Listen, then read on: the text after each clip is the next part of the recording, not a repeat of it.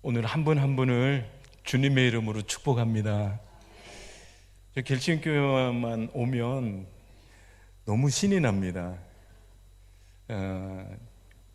오늘 차를 타고 이제 저녁에 들어오는데 너무 많이 변했어요, 그렇죠? 제가 여기서 코 흘리고 막 이렇게 지냈던 시간이 엊그제 같은데 들어오면서 보니까 요 사거리인가요? 그 사우나가 있었거든요. 불가마 사우나인가? 저희 큰아이가 태어나서 제가 아마도 3달이 지났을 때 아이를 데리고 가서 세숫대에다가 이렇게 앉혀놨던 기억이 있거든요. 뚱뚱한 녀석이 그냥 세숫대 안에 이렇게 앉아 있었던 기억이 나는데, 지나오면서 제가 그대로 있는 모습 보면서 또 반가움이 있었습니다. 오늘 목사님 읽어주신, 함께 읽은 이 말씀을 통해서 제가 선교지에서 주셨던 하나님의 은혜를 간증으로 나누기를 원하고요. 말씀을 통해서 정말 믿음의 사람들이 마음속에 간직하고 싶은 것, 그리고 마지막으로 기도의 제목들을 PPT로 나누어 기도 요청을 드리고 싶습니다. 오늘 읽은 말씀을 통해서 제가 이 설교 제목을 그렇게 잡았거든요. 한번 저를 좀 따라해 주십시오. 많이 더 많이 있으니. 네, 기도의 제목인데요, 제가 많이 하면 여러분들은 더 많이 있으니 마음으로 화답해 주시기 바랍니다. 아셨죠? 많이. 네, 이 하나님의 부유하심과 풍성하심을 이 한 해도 생활 속에서, 가정에서, 교회에서 경험할 수 있기를 축복합니다. 저녁에 사실 이렇게 뜨겁게 찬양하고 이런 자리가 정말 그립거든요. 근데 오늘 또 이런 시간이 되어서 너무 행복합니다. 옆에 분 앞뒤로 이렇게 한번 축복해 주시기 바랍니다. 하나님의 부유하심을, 풍성하심을 충만히 경험하십시오. 그렇게 축복해 주시기 바랍니다.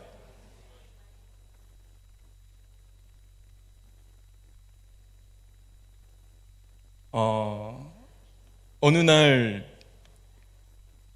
큰 아이가 아내와 함께 통화하는 내용을 제가 같이 대화하다가, 그리고 통화를 하는 그 중에 왔다 갔다 하면서 내용을 듣게 되었습니다. 큰아이 녀석이 엄마한테 이런저런 이야기를 하면서 한숨을 아주 푹 쉬는 겁니다. 땅이 꺼져라 하는 그 한숨을. 근데 그 한숨이 제 가슴 속에 그대로 꽂혔습니다. 둘째 아이도 하나님의 인도하심 가운데 그 아이가 공부를 하고 다음 걸음을 또 하나님 앞에 의지하면서 나아가는데 기도의 제목입니다. 여전히 그 즈음에 한국으로부터 2번의 긴급 기도 요청을 제가 받았습니다. 한 분은 가정의 자녀들, 또 가정에 너무너무 간절한 기도의 제목을 가지고 아르헨티나까지 연락을 주신 거예요. 선교사님, 기도해 주십시오. 이러이러한 안타까운 기도의 제목이 있습니다. 꼭 기도해 주세요. 또 다른 분은 암 선고를 받고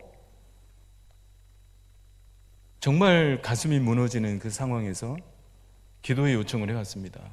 암이라고 하는데 선교사님 기도해 주십시오. 근데 그 정도가 아니라 한 분이 그러세요.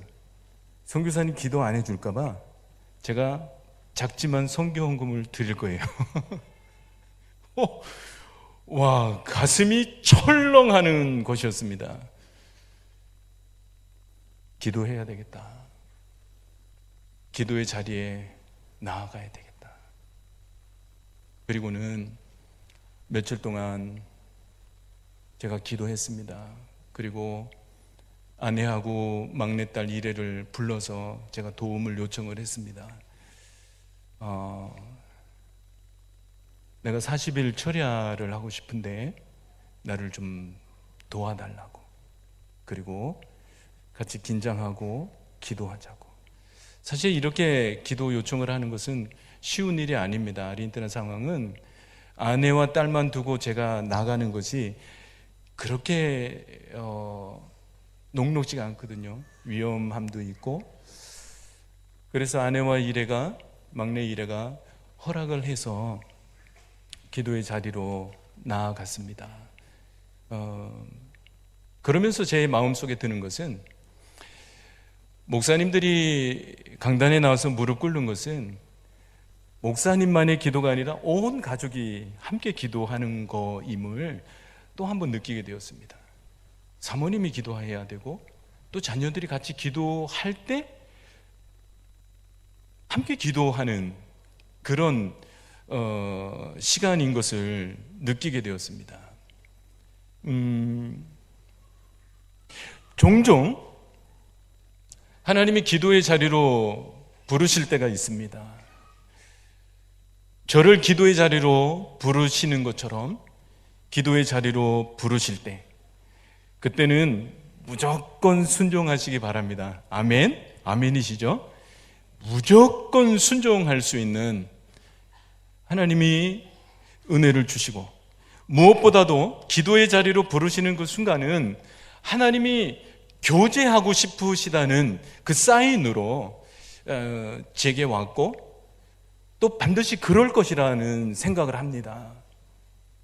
기도의 자리로, 정말 절절한 기도의 제목이 있어서 기도의 자리로 나올 때, 오늘 만약에 그런 기도의 마음을 가지고 이 자리에 나오신 분들이라면 정말 마음을 열고 그 하나님을 바라볼 수 있는 축복의 자리, 시간이 되시기를 주님의 이름으로 축복합니다. 고든이라는 분이 이렇게 말씀을 했습니다. 오늘날 이 세상의 위대한 사람은 기도하는 사람이다. 기도에 대해서 말하거나 설명할 수 있는 사람이 아니라 바로 시간을 내어 기도하는 사람. 저도 그것을 마음으로 고백하게 됩니다. 오늘 읽은 본문의 말씀은 아람, 시리아의 군대 장관 나아만이 나병을 치유받는 이야기입니다. 사건의 시작은 작은 계집 아이 하나, 2절 말씀을 보니까 어린 소녀 하나. 성경에서는 이 어린 소녀 하나에 강조점을 두고 그것을 아주 중요하게 그렇게 다루고 있음을 보게 됩니다. 이 어린아이의 마음속에 한 가지 소망이 있었습니다. 그래서 이 아이가 여주인에게 이렇게 말합니다. 우리 주인이 사마리아에 계신 선지자 앞에 계셨으면 좋겠나이다. 저가 그 문둥병을 고치리이다. 주모가 나아만에게 이야기를 하고요, 나아만이 아람 왕에게 이야기를 하고, 그리고 아람 왕이 이스라엘 왕 여호람에게 편지를 씁니다. 편지를 써서 그 나아만 장군을 통해 가지고 이스라엘 왕에게 전달을 합니다. 내가 내 신하 나아만을 당신에게 보내오니 이 글이 당신에게 이르거든 당신은 그 문둥병을 고쳐주소서 하는 내용의 편지였습니다. 믿음의 말이 마음속에 간직하고 있는 믿음의 사람의 고백이 얼마나 무서운가 하는 것을 이 성경의 본문의 말씀이 전해주고 있음을 알게 됩니다. 아마도 이곳에 어르신들도 계시고 영적인 세계가 정말 무섭다 하는 생각을 때때로 하게 됩니다. 보이는 것이 다가 아니고요, 하나님의 세밀하심이나 또 하나님이 행하시는 일들을 보게 될 때 참 놀라게 되고 가슴이 서늘해질 때가 참 많이 있음을 봅니다. 오늘 함께 믿음의 사람이, 기도의 사람들이, 영적인 리더들이 가슴에 담고 싶은 것, 첫 번째는 이것입니다. 하나님의 자녀가 기도하면 하나님은 반드시 응답하십니다. 한번 좀 따라해 주시겠습니까? 하나님의 자녀가 기도하면 하나님은 반드시 응답하십니다. 아멘. 제가 아내하고 일에게 도움을 요청하고 40일 철야 기도를 시작을 했습니다. 그 철야 기도를 정말 하나님의 은혜로 마쳤습니다. 기도의 자리를 지키면서 정말 가슴으로 깊이 느꼈던 것은 무엇이냐면 기도도 은혜로만 할 수 있다는 것입니다. 40일 철회가 끝나니까 제가 그 밤에 교회에 갈 수 있는 여건이 안 되는 것입니다. 시간을 낼 수도 없고 여러 가지로 바쁘고 무릎을 꿇을 수 없는 그런 상황들이 계속 이어지는 걸 보면서 기도도 은혜로 할 수밖에 없는 것, 그것을 느꼈습니다. 40일 철야를 하면서 정말 놀라운 응답을 경험하게 되었습니다. 제가 참 조심스러운 것은 저 이렇게 기도합니다, 그렇게 말씀드리는 것으로 비춰지지 않았으면 좋겠습니다. 기도를 안 하다가 또 기도의 시간을 통해서 나아가니까 주신 은혜가 너무 커서 제가 이 간증으로 그냥 주신 은혜를 나누는 그것으로 받아주시면 좋겠습니다. 기도를 시작을 했는데 얼마나 놀라운 응답이 오는지 모릅니다. 그것도 빠르고 정확하게 첫날부터 둘째 날, 셋째 날 기도의 응답이 오는데 가족들이 다 놀랐습니다. 물질의 필요들, 이러저러한 또 기도했던 제목들, 첫날부터 놀라운 응답으로 오는 것이었습니다. 어떤 날은 계속 그런 날만 있는 것이 아니고 어떤 날은 정말 조용한 시간이 지나갑니다. 아무런 하나님이 말씀하시는 것 같지도 않고요, 정말 조용한 시간입니다. 그런 순간에 하나님이 제 안에 있는 내적인 아픔들, 상처들을 치유하시는 것입니다. 가슴속에 이렇게 꼭 담아 놓았던 그런 부분들을 말씀을 통해서 그 기도의 자리에 나아갔을 때 그것을 만져주시고 그것을 꺼내서 그것을 하나하나 해결해 주시는, 부부 안에 있었던 그런 어려움들, 또 가정에 있었던 문제들, 사역에 있었던, 하여튼 세밀하게 그 부분들을 만져주시는 것을 보면서 놀라움이었습니다. 놀라움. 어떤 날은 성령이 충만해서 하나님의 은혜가 너무너무 커서 찬양하고 막 신이 나서 그렇게 하나님 앞에 나아가는 시간. 그런 날만 계속 있으면 얼마나 좋겠습니까? 가서 무릎을 꿇었는데 그냥 뻗어버리는 거예요. 그리고는 퍼져 자다가 놀래가지고 아침을 맞이합니다. 하루를 찜찜하게 시작하는 그런 날도 당연히 있습니다. 다양한 시간들을 지나면서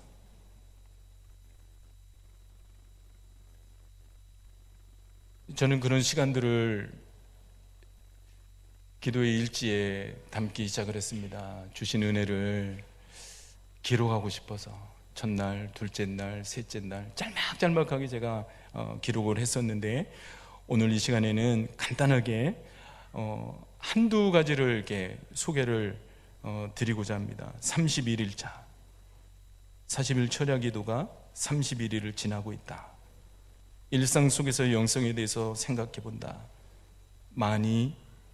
더 많이 있으니. 이 설교 제목은 제가 제럴드 시처 교수가 쓴 영성이 깊은 샘이라는 책을 읽으면서 그 책에서 이렇게 따왔습니다. 제럴드 시처 교수가 초대교회부터 현대까지 교회사를 살피면서 영성에 관해서 쓰기 시작을 했습니다. 다양한 영성가들이 있었어요.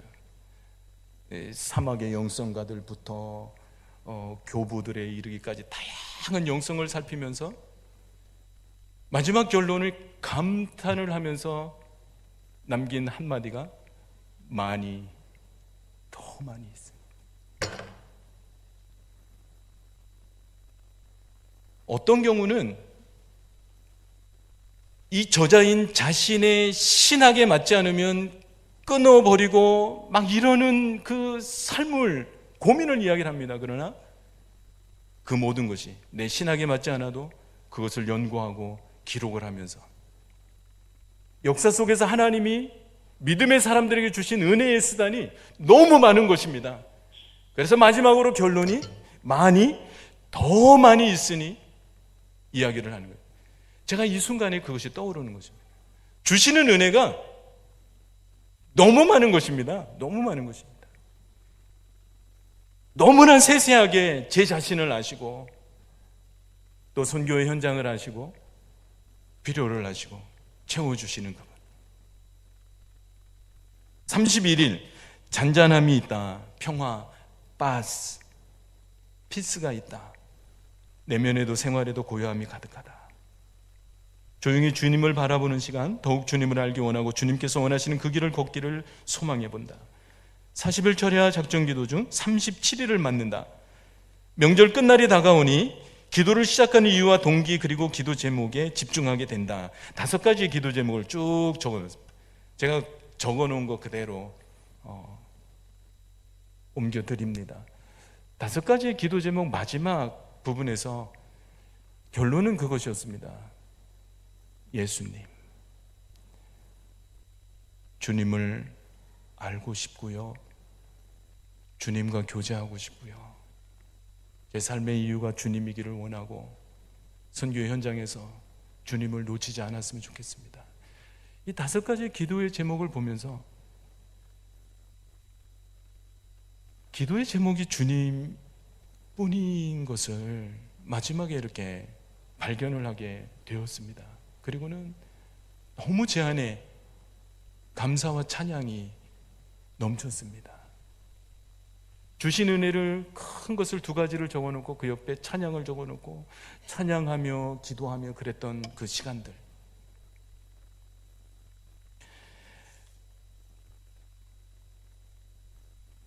(2019년 3월 21일) 40일 철야 기도를 마치는 날이다. 더욱 간절한 마음으로 기도의 자리로 나와 무릎을 꿇는다. 승리케 하신 주님께 감사와 찬양을 올려드린다. 39일 40일째 되는 날, 몰아친 큰 시험에서도 감당할 수 있는 은혜 주심에 깊은 감사를 드린다. 저희가 조금 전에 그렇게 고백을 했습니다. 더 많이 있으니 내 필요들, 하나님 앞에 사모하는 것들, 하나님이 그 모든 것들을 허락하시고 채워주실 줄 믿습니다.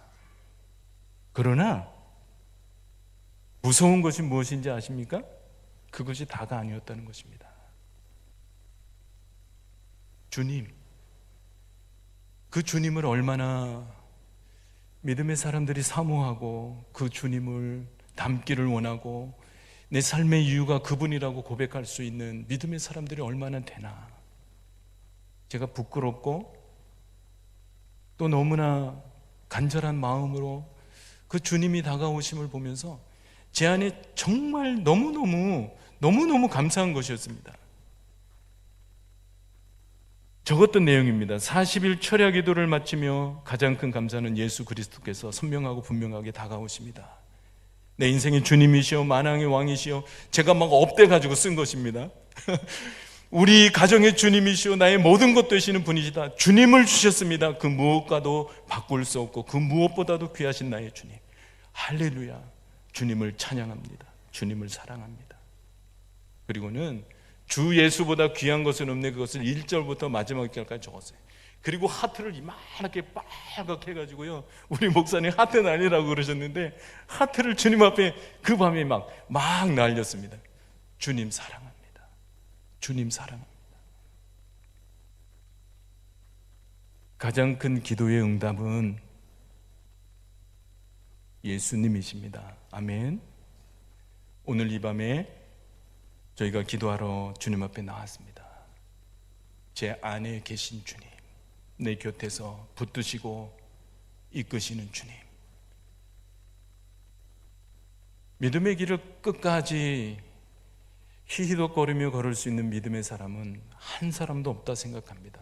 몸부림치며 하나님 나를 불쌍히 여겨달라고 부르신 자리에서 정말 주님 욕되지 않게 나를 도와달라고, 그런 사모함이 이 자리에 계신 한 분 한 분에게 있지 않습니까? 제게도 그 사모함이 있습니다. 그래서 그 하나님을 고백하고 새롭게 그 주님을 만나려고 하고, 그리고 그 주님이 오셨을 때 감사하고 기뻐할 수 있는 것입니다.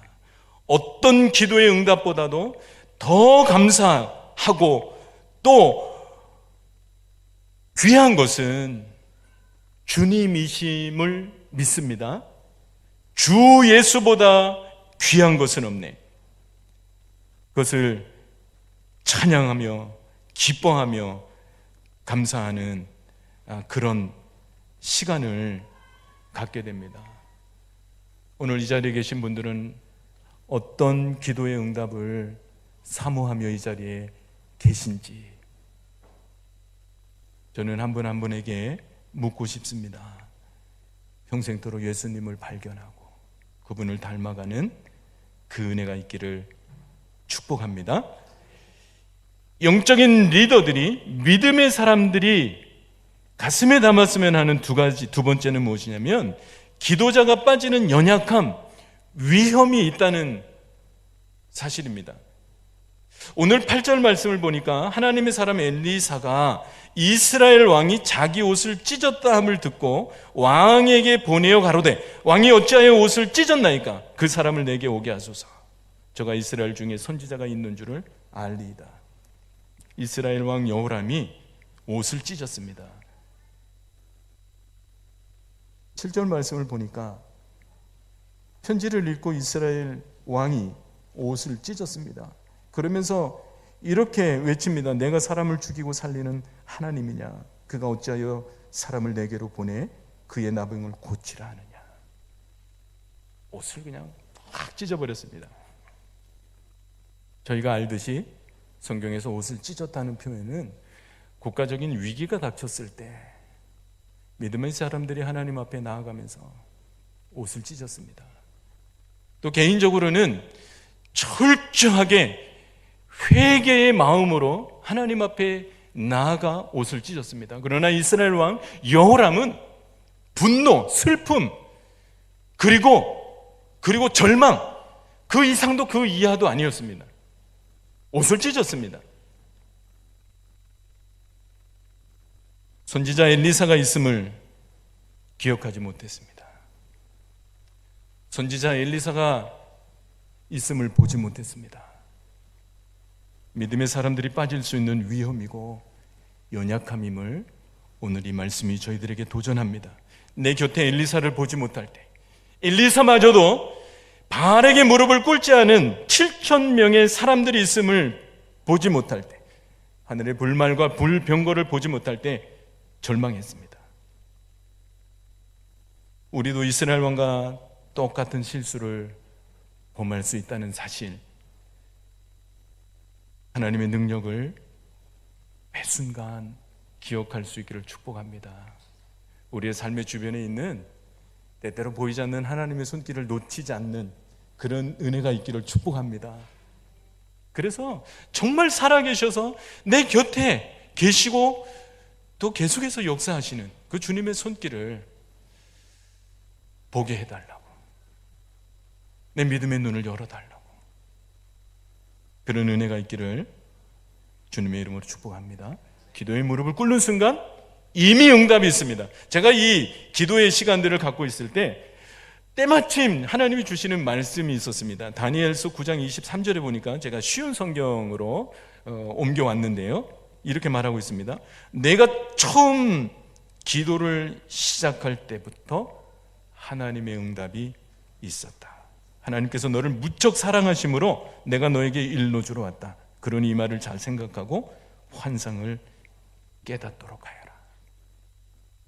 기도의 무릎을 꿇는 순간 이미 하나님의 응답이 있음을 말씀하고 있습니다. 이 밤에 기도의 자리에서 어린 계집 아이의 이 믿음의 고백을 저희들이 가슴에 품을 수 있기를 축복합니다. 우리 주인이 사마리아에 계신 선지자 앞에 계셨으면 좋겠나이다. 저가 그 문둥병을 고치리이다. 마음의 신음 소리마저 주님이 들으심을 저희가 목놓아 찬양합니다.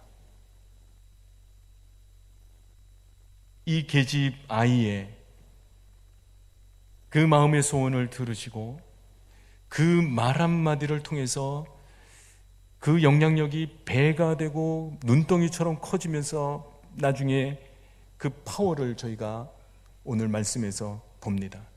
저는 이 말씀을 묵상하면서 참 놀라운 사실은 무엇이었냐면 이 전쟁 기사거든요. 아람이 이스라엘을 공격해 와서 2절에 보니까 아람 사람이 떼를 지어 나가서 이스라엘 땅에서 어린 소녀 하나를 잡아간 것이 끝입니다. 기록에 수많은 생명을 앗아갔고 전리품을 가져갔고 아무런 기록도 없습니다. 단지 어린 소녀 하나, 그것으로 끝입니다. 근데 그 소녀를 통해서 소녀의 마음속에 있었던 믿음의 한마디, 그 믿음의 고백을 통해서 하나님이 어떻게 이루어 가시는가, 이 어린 소녀의 고백을 담고 2020년 한 해를 믿음으로 승리할 수 있기를 축복합니다.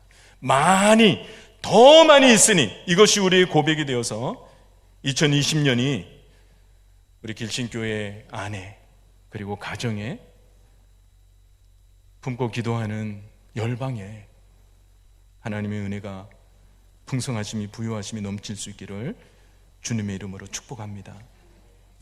마지막으로 제가 기도의 제목을 PPT로 전해드리고 기도의 요청을 드렸으면 좋겠습니다. 제가 이번에는 한국을 들어와서 아주 문화 충격을 많이 받습니다.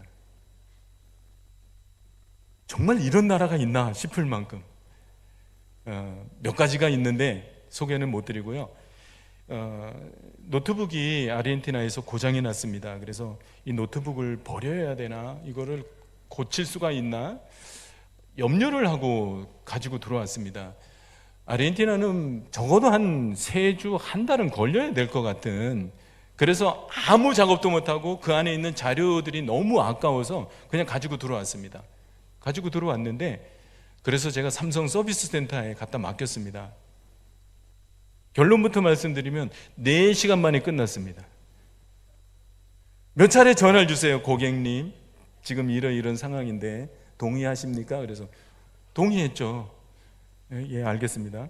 그래서 그 안에 있는 하드를 빼는데, 그 하드를 빼는 그것을 가서 외장 하드라 그럽니까? 드라이브?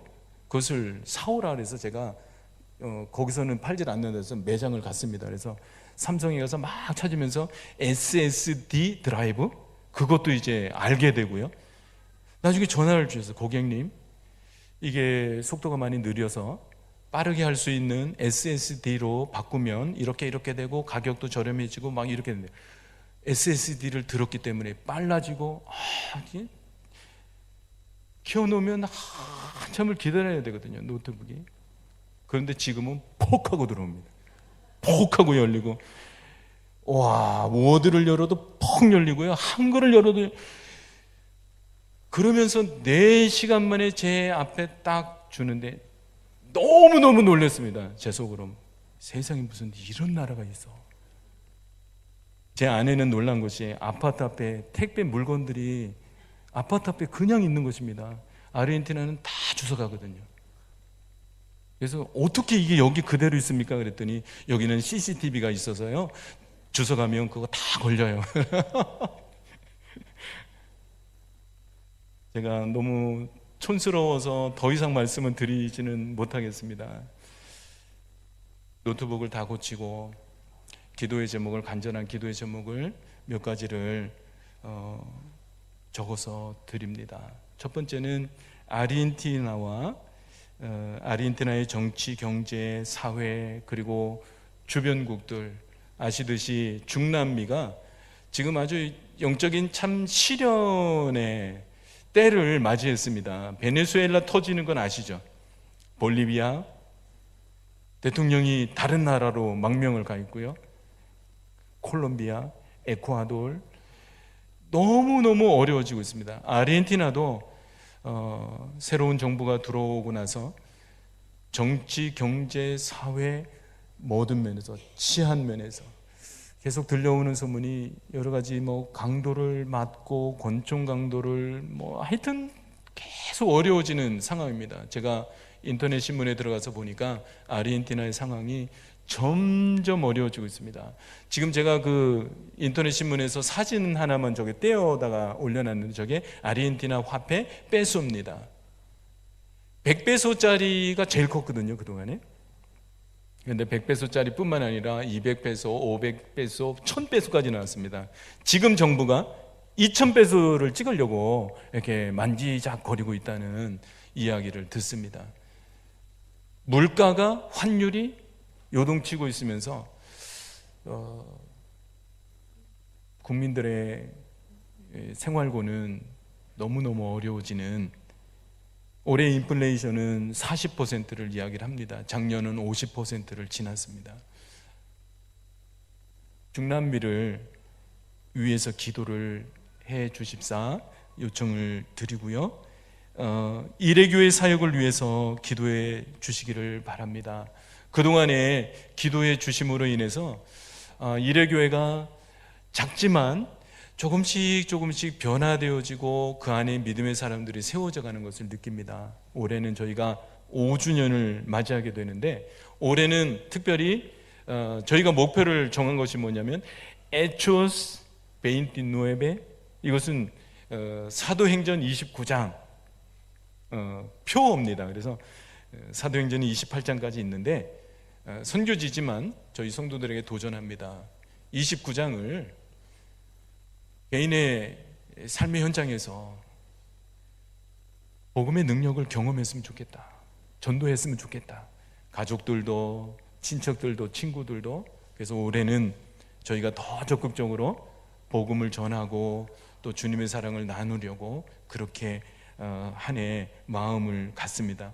건강한 교회로 세워져 갈 수 있도록 기도해 주시고, 올해는 저희 온 교우들이 함께 좀 더 어려운 지역에 가서 이 사랑을 좀 이렇게 흘려보내고자 하는 그런 마음이 있습니다. 조금 후에 그 장소에 대해서 제가 기도 부탁을 드리려고 합니다. 다음 세대 사역을 위해서 기도해 주십시오. 축구교실, 토요학교, 주일학교 사역이 진행이 되고 있는데요, 이 축구교실은 작년에 저희 파송교회 서현교회에서 30분이 아르헨티나를 다녀가셨습니다. 권사님 한 분이 아르헨티나에 학교를 세우고 싶어 하셨습니다. 그런데 이제 오셔서 여러 가지 상황들을 보시면서 학교 사역보다는 교회 사역에 더 집중하고 그 사역을 축구 교실로 이렇게 헌신을 하셨습니다. 그래서 매달 코치를, 정말 좋은 코치를 이 축구 교실에 불렀습니다. 그래서 두 사람이 코치가 아이들을 지도합니다. 학교의 체육 교사들이세요. 그래서 이분들이 오셔서 아이들을 잘 축구를 가르치는데 그 사람들의 월급 사례를 주고, 또 축구 교실이 끝나면 아이들이 점심을 같이 먹고, 그리고 말씀을 나누고 함께 기도하고 그러는 시간들을 이렇게 갖습니다.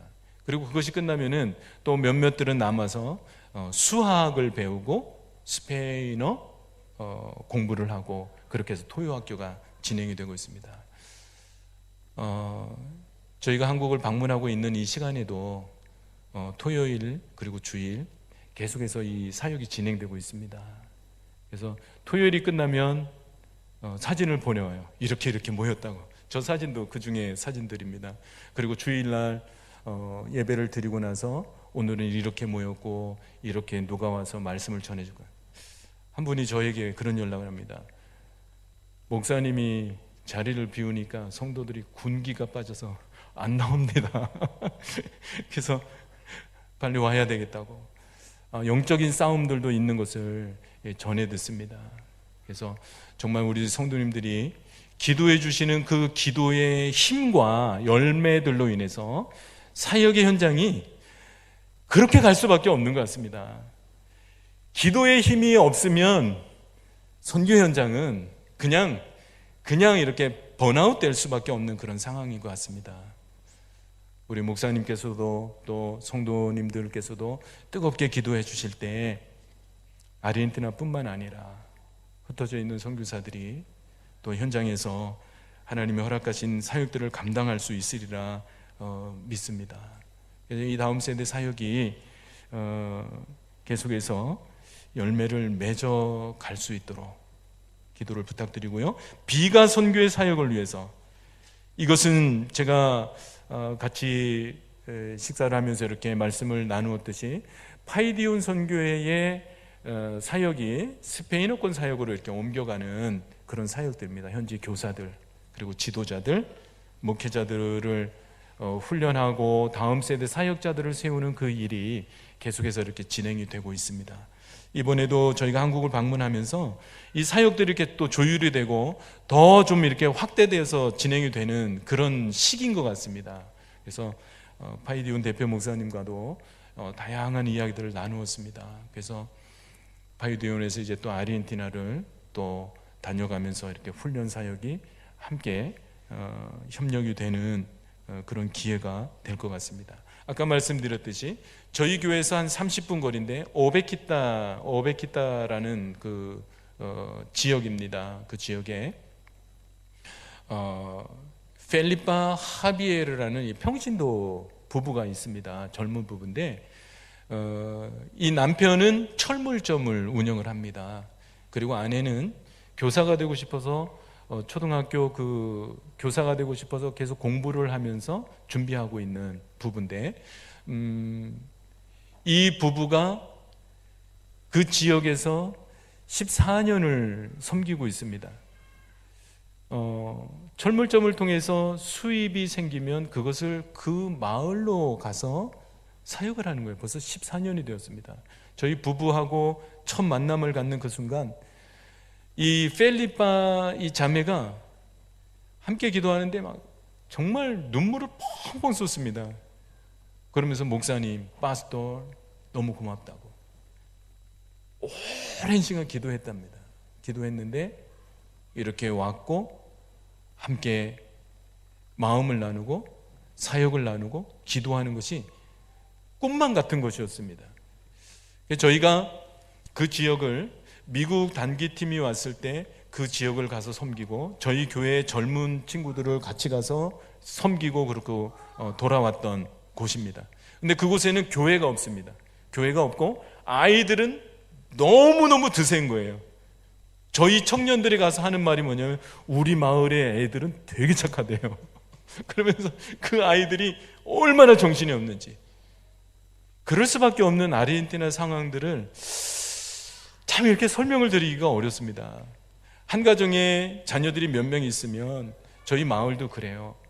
아빠가 다 다릅니다. 한 가정에 아빠가 달라서 어느 날은 이 아이가 다른 데 가 있고 또 엄마 집에 가 있고 막 이렇게 막 흩어지는, 일찌감치 아이들을 낳고요. 애들은 공부를 안 하고 그냥 방치되어져 있고, 그 상황들을 이렇게 느낄 때면 참 안타까운 마음이 있습니다. 그래서 이 오베키타스를 저희가 어떻게 지혜롭게 섬겨야 될지 함께 계속 이 부부하고 의논하면서, 저희들이 작년에도 한 두세 차례 그곳을 방문해서 이제 단기팀들이 미국에서 한국에서 와서 교회에다 놓고 가면 제 아내가 그걸 참 잘합니다. 그것을 그대로 흘려보냅니다. 필요한 대로. 때로는 선교사님에게 또 어떤 지역에 이렇게 흘려보내는데, 아마도 그런 기회들을 통해서 그 오베키타스를 저희가 섬길 수 있으리라 생각합니다. 기도해 주신 그 열매로 저희 아이들이 지금 광야를 걷는, 때로는 터널을 걷는, 앞이 안 보이는 그런 상황이지만 한 걸음 한 걸음 나아감을 느낍니다.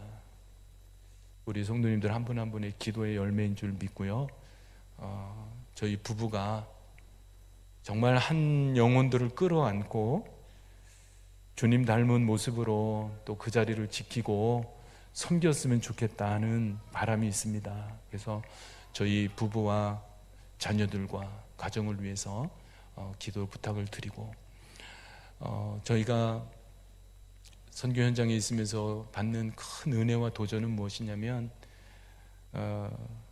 많은 분들이 이렇게 떠오릅니다. 한국에서 또 흩어져서 몸부림치면 믿음으로 살아가고 있는 분들, 때로는 그분들이 집사님이시고 장로님이시고 권사님이시고 목사님이시고 선교사님이시고 제 친구들이기도 하고, 그래서 그분들을 떠올리면서 아내와 저는 늘 그런 은혜가 있는 것 같아요. 우리도 그렇게 살았으면 좋겠다 하는 마음을 갖습니다. 그래서 저희도 선교 현장에 또 돌아가면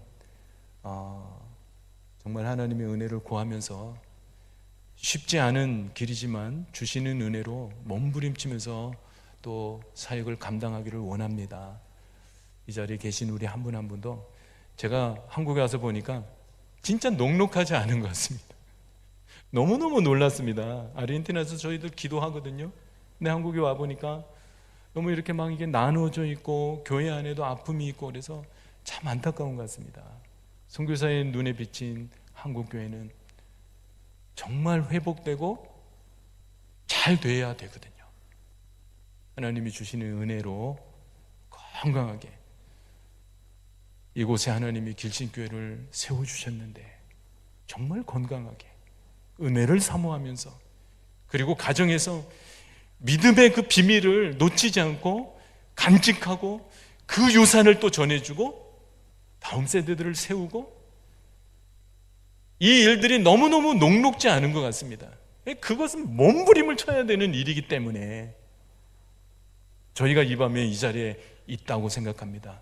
한 분 한 분을 축복하고요, 더 많이 있으니 정말 그 하나님을 놓치지 않고, 내 곁에 비밀스럽게 숨겨져 있는 것 같지만 하나님의 손길 놓치지 않고 믿음의 눈을 열어서 그분과 동행하는, 그분의 부요함을 경험하고 나누시는 은혜가 있기를 주님의 이름으로 축복합니다. 기도하시겠습니다. 하나님 아버지,